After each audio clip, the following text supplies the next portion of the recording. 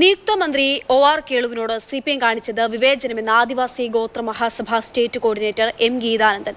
ദേവസ്വം വകുപ്പ് നൽകാതിരുന്നത് മോശപ്പെട്ട സന്ദേശം നൽകും. തെറ്റുതിരുത്തൽ പാതയിലാണ് ഇടതുപക്ഷ സർക്കാരെങ്കിൽ ഈ തീരുമാനം തിരുത്തപ്പെടണമെന്നും എം ഗീതാനന്ദൻ മാതൃഭൂമി ന്യൂസിനോട് പറഞ്ഞു.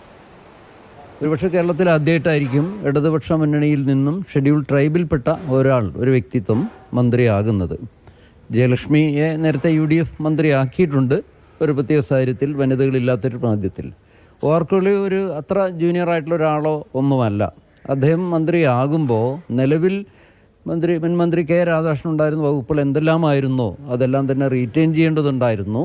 ദേവസ്വം എടുത്തു മാറ്റിയത് ശരിയായില്ല എന്നുള്ള മാത്രമല്ല, അതിനകത്തൊരു സവർണ പീഡനമുണ്ടോ എന്ന് ന്യായമായും സംശയിക്കാവുന്നതാണ്.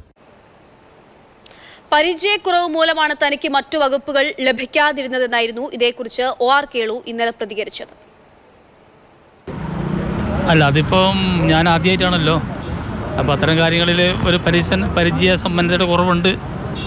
അതുകൊണ്ട് പാർലമെൻറ്റ് കാര്യമന്ത്രിക്ക് ആകുമ്പോൾ പരിചയമുള്ളവർ തന്നെ വരണം, അതാണ് ശരി. LDF ഗവൺമെൻറ് നടപ്പാക്കുന്ന പട്ടികജാതി പട്ടികവർഗ മേഖലയിൽ ഇടതുപക്ഷ ജനാധിപത്യ മുന്നണി മുന്നോട്ട് വെച്ചിട്ടുള്ള നയങ്ങൾ അതാണ് പിന്തുടരുക.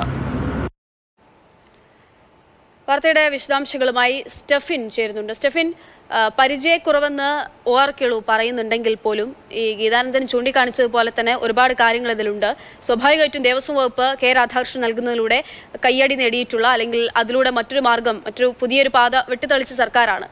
എന്തുകൊണ്ട് ഒ.ആർ. കേളുവിന് 23 വർഷത്തെ പ്രവർത്തന പരിചയമുണ്ട്.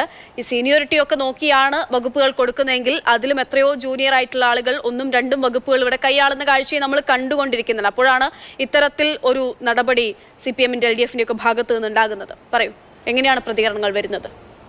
പക്ഷേ ഏതായാലും ഇക്കാര്യത്തെക്കുറിച്ച് ഇനി വിശദമായി പ്രതികരിക്കേണ്ടത് പാർട്ടിയാണ്, മുഖ്യമന്ത്രിയാണ്. ഏതായാലും ഇത് ഒരു മോശപ്പെട്ട സന്ദേശം നൽകും എന്ന കാര്യത്തിൽ സംശയമില്ല. കാരണം കെ രാധാകൃഷ്ണൻ ഭംഗിയായി കൈകാര്യം ചെയ്തിരുന്ന ഒരു വകുപ്പായിരുന്നു ദേവസ്വം. അതോടൊപ്പം തന്നെ പാർലമെൻ്ററി കാര്യം അവിടെ ഒഴിച്ചു നിർത്താം. നിയമസഭയിൽ 2ാം തവണയാണ് ഒ.ആർ. കേളു എത്തുന്നത്. എന്നാൽ ദേവസ്വം വകുപ്പ് എന്തുകൊണ്ട് നൽകിയില്ല എന്നൊരു ചോദ്യമാണ് പ്രധാനമായും ഈ ആദിവാസി ഗോത്ര മഹാസഭയടക്കം ഉന്നയിക്കുന്നത്. പ്രത്യേകിച്ചും പരിചയക്കുറവ് ഉണ്ട് എന്ന് സ്വന്തമായി ഒ.ആർ. കേളു കരുതുന്നുണ്ട് എങ്കിൽ പോലും അത് പാർട്ടിയുടെ ഒരു നിലപാടാണോ എന്നുള്ള കാര്യമാണ് ഏറ്റവും പ്രധാനമായും അറിയേണ്ടത്. കാരണം അതിലും എത്രയോ പരിചയക്കുറവുള്ള ആളുകൾ ഇപ്പോൾ മന്ത്രിസഭയിലുണ്ട്. ആദ്യമായി നിയമസഭയിൽ എത്തുന്ന ആളുകൾ പോലും ഇത്തരത്തിൽ വലിയ സുപ്രധാനമായ വകുപ്പുകൾ കൈകാര്യം ചെയ്തിട്ടുണ്ട്.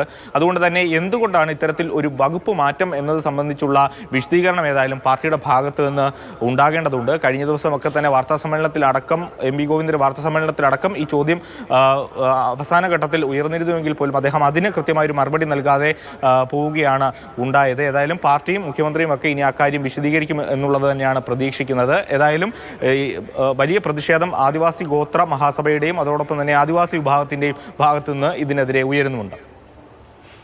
ആദിവാസികളുടെ ഭാഗത്ത് നിന്ന് മാത്രമല്ല എന്ന് ഞാൻ മനസ്സിലാക്കുന്നു. ഈ പറയുന്ന പോലെ കേരളത്തിൻ്റെ പൊതുരാഷ്ട്രീയത്തിലുള്ള, അല്ലെങ്കിൽ അതിനെപ്പറ്റി കൂടുതൽ പഠിക്കുന്ന ആളുകളിലൊക്കെ ഇത്തരത്തിലുള്ളൊരു വിമർശനം ഉയർന്നു വരുന്നുണ്ട്. എന്തായാലും CPM-ഉം സർക്കാരും ഒക്കെ അതിൽ മറുപടി പറയേണ്ടി